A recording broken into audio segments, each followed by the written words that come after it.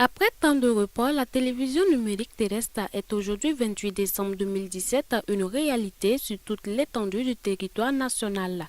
Officiellement lancée, la TNT est le passage à des diffusions anarchiques à la diffusion numérique, ce qui sous-entend une amélioration dans la qualité des images reçues et la promotion des chaînes de télévision nationales. Pour les professionnels du domaine, c'est un ouf de soulagement, mais des défis tels que l'appropriation des populations de la TNT, la couverture du territoire national reste encore à relever. C'est un réel motif de satisfaction aujourd'hui dans la mesure où effectivement à un moment donné nous étions vraiment en proie au doute quant au lancement effectif de la TNT.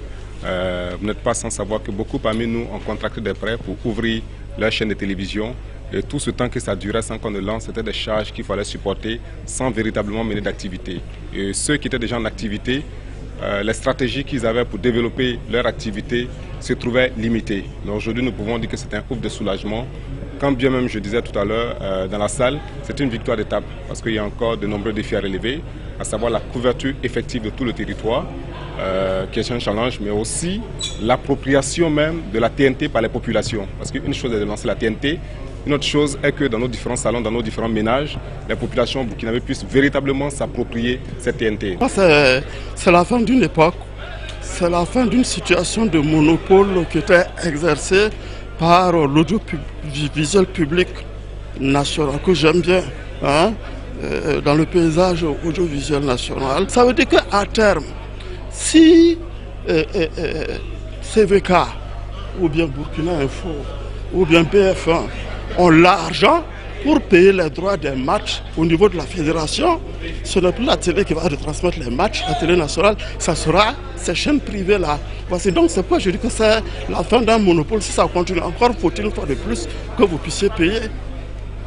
Un ouf de soulagement pour un début déjà, c'est salutaire en termes d'initiative de la part des autorités burkinabées, mais nous pensons qu'il y a encore d'énormes défis à relever, notamment le message qui doit être diffusé auprès des populations locales, parce que vous avez peut-être près de 90% des burkinabés qui ne savent pas ce que ça veut dire la TNT. Nous disons qu'il y a encore un travail de sensibilisation à faire. On vous parle également des décodeurs, on vous parle de paiement d'antennes et tout ça. Ça veut dire qu'il y a un vrai travail médiatique à faire pour sensibiliser les Burkinabés. En ce moment-là, on pourrait dire, l'autre élément majeur, c'est qu'on puisse avoir ce qu'on appelle une politique de conservatisme. On ne protège pas les médias locaux, on ne va pas s'en sortir. Nous avons fait le tour du monde, nous avons vu beaucoup de médias, beaucoup de pays dans lesquels vous n'avez pas le droit de regarder toutes les chaînes au hasard comme ça se fait au Burkina, permettez-moi l'expression, parce que notre pays est devenu un dépotoir de toutes les chaînes, même les plus bizarres possibles qui se retrouvent au Burkina. Ce n'est pas bien parce que ça ne permet pas de faire la promotion des médias burkinabés. Et c'est à ce niveau aussi qu'il est attendu du gouvernement des actions concrètes qui puissent aider les médias à s'en sortir. Pour le ministre en charge de la communication, la télévision numérique terrestre doit être pour les Burkinabés une accessibilité gratuite pour une meilleure réception des chaînes nationales. Il a en outre souligné que le gouvernement a travaillé à minimiser le coût du décodeur qui s'élève à un prix maximal de 10 000 francs CFA. Le passage à la télévision numérique de terre va libérer des fréquences. En rappelant que la télévision numérique de terre, c'est la télévision accessible à tous les Burkinabés. Nous avons une période de multicast analogique et numérique qui va durer 6 mois et après nous aurons l'extinction du signal. Il faut donc que chaque acteur, au niveau où il est, puisse prendre en charge cette réalité-là et se préparer à ne pas être dans le noir. Le numérique, c'est la télévision gratuite, accessible à tous. C'est la télévision de la diversité. C'est l'accès à notre culture. C'est l'accès à la découverte et à l'émerveillement que notre pays contient et que nous ne connaissons pas encore. C'est pour cela que je pense que le numérique est une vraie promesse. celle d'une diffusion de nouvelles aventures télévisuelles plus libres, plus diverses, plus proches de nos téléspectateurs. La TNT, c'est 14 chaînes nationales gratuites après l'installation du décodeur. La télévision de la famille Canal Vimkwera vous y offre une nouvelle grille de programmes avec la meilleure qualité d'image possible. La partie technique de cette innovation est assurée par la société burkinabé de télévision SBT.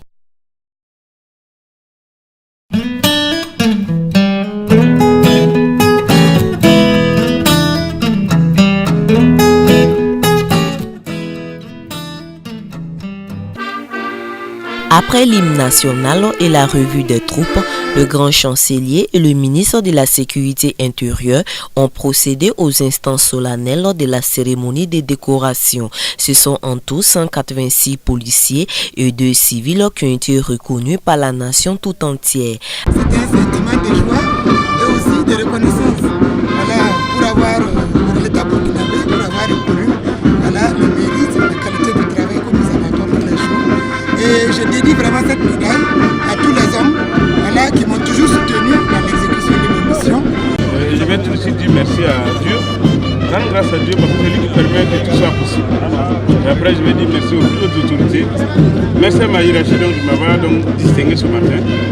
Et je pense qu'on m'interpelle et qu'on me dit d'aller davantage de l'avant et toujours bien travailler. Moi j'ai passé un certain nombre d'années au Soudan, donc j'ai reçu cette médaille commémorative là pour en fait m'encourager et me remercier en tout cas pour l'effort qu'on fait sur ce terrain là. Après des tournées effectuées dans les différentes régions du pays, le ministre Simon Compaoré, conscient du travail acharné par ses valeureux soldats tant à l'intérieur qu'à l'extérieur du pays, se réjouit de cette distinction.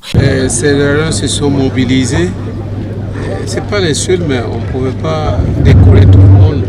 C'est un échantillon extrait des éléments valeureux de notre police nationale qui se bat chaque jour que Dieu fait dans les commissariats des districts, dans les commissariats centraux, dans les directions régionales, dans les directions provinciales de police, qui se battent chaque jour que Dieu fait, comme je l'ai dit, pour que les populations soient protégées, leurs biens soient sauvegardés et que les prestations des services dont ont besoin les populations chaque jour dans leur vie soient accomplies avec beaucoup de dextérité pour ces populations-là.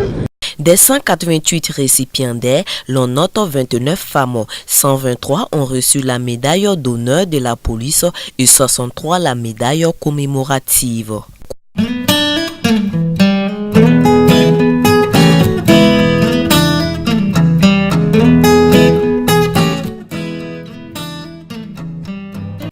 Les fêtes de fin d'année sont encore là.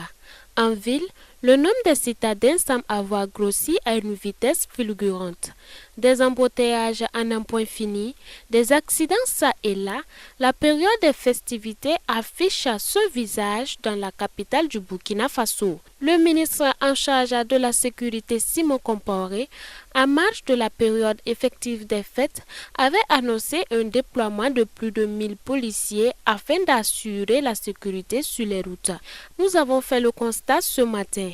À plusieurs feux tricolores ou encore à des ronds-points, ils étaient bien et bel présents, policiers municipaux comme nationaux, intimidant seulement par leur présence les incivistes de la route. Cependant, difficile d'arracher le moins de mots possible à ces policiers. Sur pratiquement toutes les grandes artères de la ville de Ouagadougou, l'on a rencontré ces hommes de tenue arrêtés afin de surveiller la circulation.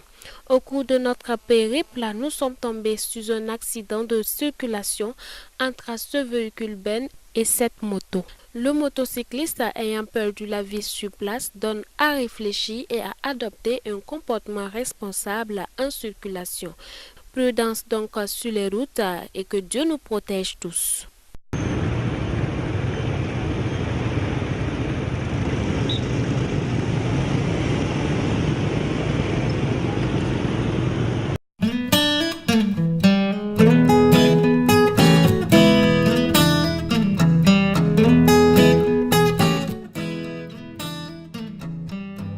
Après 23 ans d'existence, les responsables et l'ensemble du personnel de la télévision Canal Vimkwega et de la radio Lumière, Vie et Développement font aujourd'hui une halte pour dire jusqu'ici l'Éternel nous a secourus. Et c'est à cette occasion que les premiers responsables ont initié un projet dénommé les 72 heures de CVK LVD.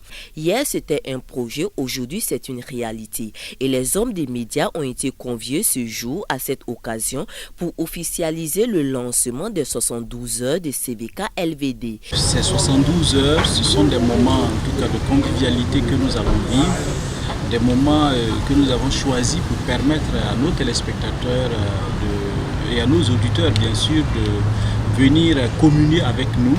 Et le premier jour c'est des portes ouvertes, des moments d'échange avec les techniciens, les journalistes pour s'imprégner un peu de la réalité de la maison et pour pouvoir en fait mieux être ces ambassadeurs-là. C'est également des rues marchandes, voilà, dès le premier jour jusqu'au troisième jour. Nous allons avoir des rues marchandes, ça a déjà commencé, il y a déjà des expositions qui sont là sous les hangars. Ce sont des particuliers, des entreprises qui choisissent aussi de venir accompagner aussi la maison de cette façon-là. Et c'est à la fin un grand concert d'action de grâce que nous organisons, une soirée de louanges, le podium est déjà dressé. Voilà, c'est pour permettre vraiment à nos téléspectateurs d'être là sur place pour communier avec nous et ensemble rendre gloire vraiment à Dieu pour toutes ces actions à notre endroit tout au long de cette année 2017. Donc le moment de concert, c'est le vendredi à 19h précise dans la cour de CVK LVD ici. Nous attendons vraiment tout le monde pour partager vraiment ces moments avec nous. Pour cette nouvelle année qui s'annonce, des innovations sont attendues pour la grande joie des téléspectateurs, téléspectatrices et des auditeurs et auditrices de la station. Désormais présent sur le bouquet TNB, Canal 7, depuis décembre 2017, la grille de programme connaîtra à compter de ce jour une évolution. Nous émettrons de 9h à 1h du matin à travers un programme diversifié et touchant les différentes catégories d'âge, socio-professionnels, etc. La grille de programme compte une trentaine d'émissions, dont des émissions d'information générale, des émissions religieuses, des émissions de développement, des émissions consacrées aux enfants, aux jeunes, aux femmes, des émissions musicales et de divertissement. Concernant la radio LVD, c'est aussi de type confessionnel, la radio Lumière et Vie et Développement émet sur la bande la fréquence 98.1 MHz.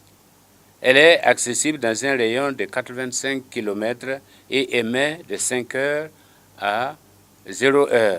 Au niveau de la régie ici, nous avons deux choses ici. Nous avons la diffusion et la post-production ici.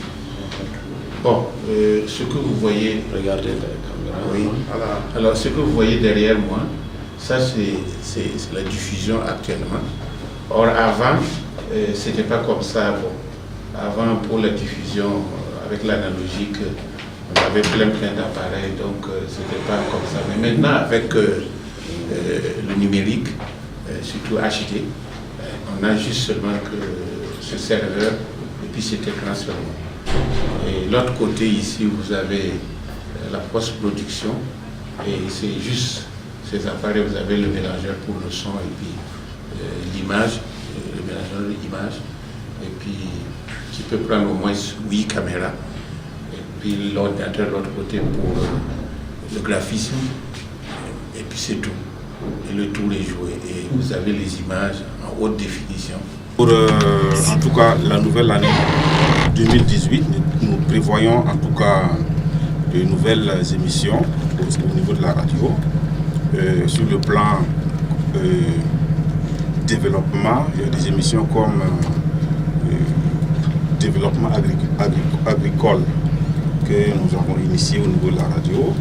Il y a des émissions de divertissement, des messages bibliques et tout ça. Toute l'équipe de la rédaction donne à cet effet rendez-vous à compter de janvier 2018 pour le direct du journal télévisé. En attendant, les portes de CVK LVD sont grandement ouvertes et les 72 heures se poursuivent avec sa rue marchande, ses jeux radiophoniques, les témoignages des nouveaux convertis, sans omettre le grand concert d'action des grâces avec de grands artistes de renom d'ici, tels Welo Pitroapa, Serge Betsalel ou encore Eric Boulou, et d'ailleurs avec le chanteur John du Togo.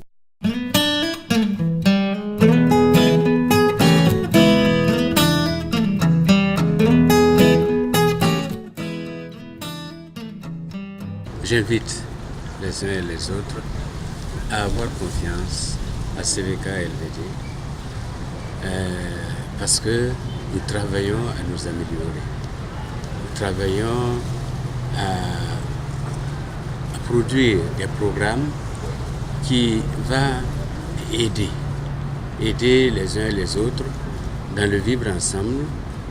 Par exemple, quelqu'un a évoqué les civismes. Nous travaillons à éduquer la masse en général afin que ce pays-là soit le pays où il fait bon vivre. Que personne ne soit effrayé de sortir la nuit, que personne ne soit effrayé de circuler parce que tout le monde va obéir aux lois de la circulation, entre autres. Et c'est pourquoi, parlant de la famille, nous allons nous adresser aux parents pour leur dire l'éducation est une affaire de famille. C'est une affaire des parents. C'est l'instruction qui est réservée à l'école. Mais l'éducation est réservée à la famille. Donc la famille doit mettre l'accent sur l'éducation.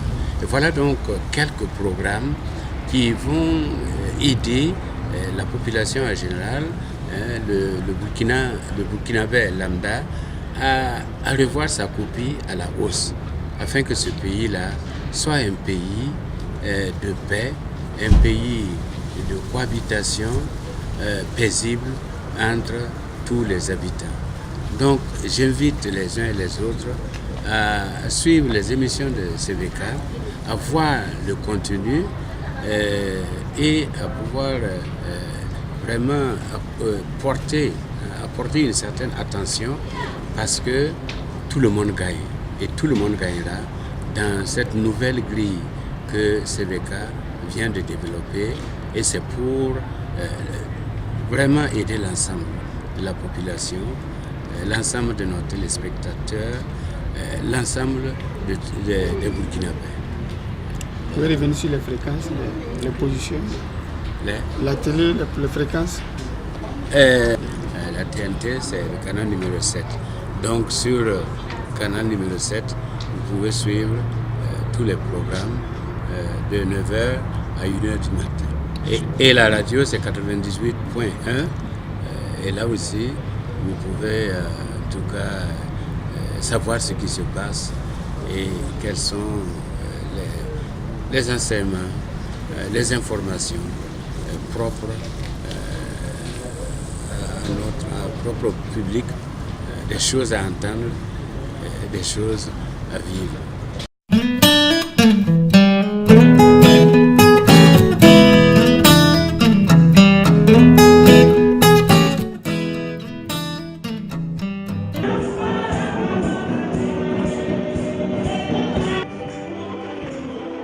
Une fois de plus, Dieu donne la grâce aux hommes de se rappeler la naissance de son Fils Jésus venu pour le salut de l'humanité. Notre équipe ne s'est pas mis en reste de cette célébration. Nous avons fêté dans plusieurs assemblées avec des décors différents mais une ambiance presque la même. À l'église évangélique des Assemblées de Dieu de la zone 1, première escale de notre randonnée, des chants d'action de grâce, de reconnaissance à Dieu. Bref, des chants relatant la naissance du Christ sont repris en chœur, tantôt par les chorales, tantôt par l'assemblée tout entière. Et place au message de Noël donné par le pasteur principal de l'église. Noël, la main tendue de Dieu pour sauver l'homme. Le passage de base était celui de Ésaïe, le chapitre 8, à partir du verset 23. En ce Noël, nous nous rappelons que Dieu nous a aimés et Dieu est venu vers nous pour nous sauver. C'est pourquoi le message que nous avons donné s'est appuyé sur Ésaïe, chapitre 8, verset 23, jusqu'au chapitre 9, verset 6. Et là, nous comprenons que c'est un message de joie, c'est un message d'espérance, c'est un message qui encourage et qui montre qu'il y a demain. Et ce message-là nous donne de conclure que Noël, c'est la main de Dieu tendue vers l'homme pour sauver l'homme. Noël, c'est la main de Dieu tendue vers l'homme pour pardonner l'homme. Noël, c'est la main de Dieu tendue vers l'homme pour pourvoir aux besoins de l'homme. Et Noël, c'est le moyen que Dieu passe pour restaurer la relation qui existait entre lui et l'homme. Cap sur l'église baptiste de Sinaï, à notre arrivée sur place, c'était la chorale Lamix qui tenait en haleine le peuple de Dieu. À sa suite, les chorales des femmes, des enfants, des hommes et plusieurs autres groupes ont célébré le Sauveur né en ce jour.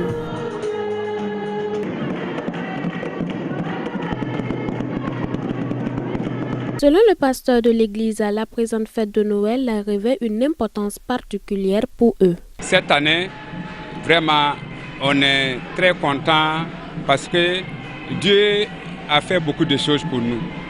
Parce qu'on a eu beaucoup d'âmes qui ont sauvé dans cette église. Dieu aussi a beaucoup répondu à nous, membres, tous ceux qui sont à l'intérieur de l'église. Dieu a beaucoup fait de choses pour eux.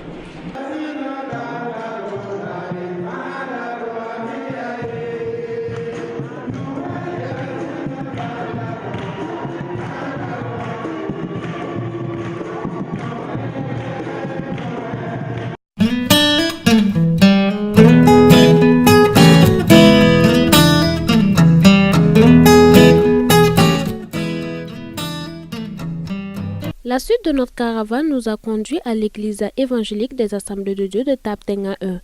Pratiquement même scénario, il est 23h et c'est au tour des enfants de rentrer en scène à travers les récitations des versets bibliques. Ésaïe 7, verset 14, c'est pourquoi le Seigneur lui-même vous donnera un signe. La jeune fille deviendra enceinte et elle enfantera un fils et elle lui donnera le nom d'Emmanuel.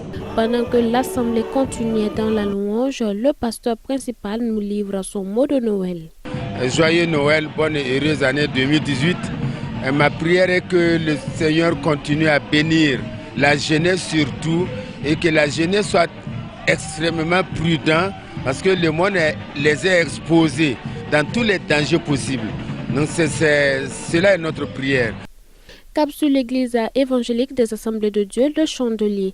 À notre arrivée sur place, Noël avait été déjà fêté, mais le pasteur Bagré nous livre son message de Noël. Le message que j'ai à l'endroit du peuple de Dieu, c'est la réjouissance, la naissance de Christ qui a été une délivrance pour l'humanité et pour les chrétiens en particulier qui ont reçu Jésus-Christ.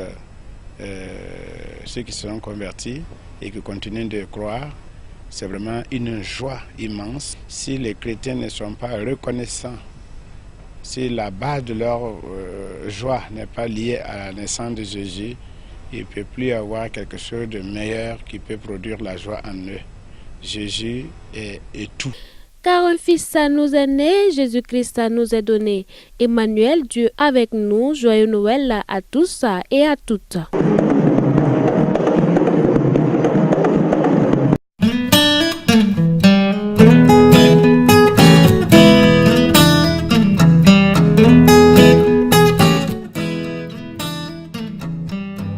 Du nouveau dans le domaine des énergies.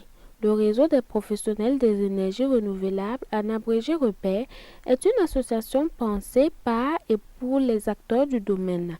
Professionnels comme écoles de formation se sont donné la main associative afin de promouvoir l'énergie renouvelable au Burkina Faso.